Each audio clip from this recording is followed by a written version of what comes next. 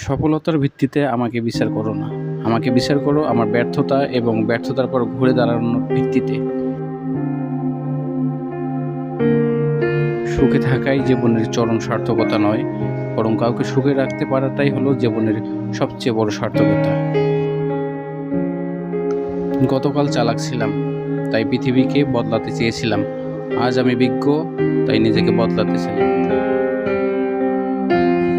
ভালোবাসার আগুনে পানি উষ্ণ হয়, কিন্তু পানি ভালোবাসার আগুন নেভাতে পারে না। প্রত্যেককে বিশ্বাস করা বিপজ্জনক, কিন্তু কাউকে বিশ্বাস না করা আরো বেশি বিপজ্জনক। বিশ্বাস জীবনকে গতিময়তা দান করে, আর অবিশ্বাস জীবনকে দুর্বিষহ করে তোলে।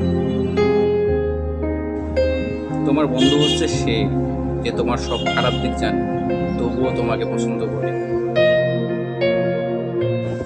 একজনের জুতো নেই, এই নিয়ে তার আক্ষেপ বুঝতো, কেননা সে দেখলো একজনের পায়েই নেই।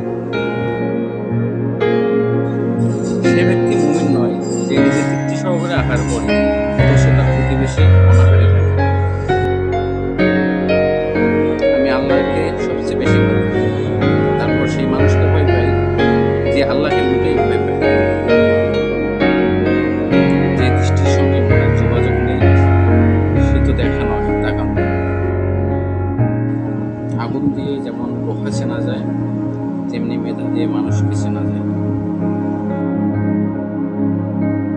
যদি তুমি কখনো অপমানিত বোধ করো, তবে অপরকে সেটা বুঝতে দেবে না।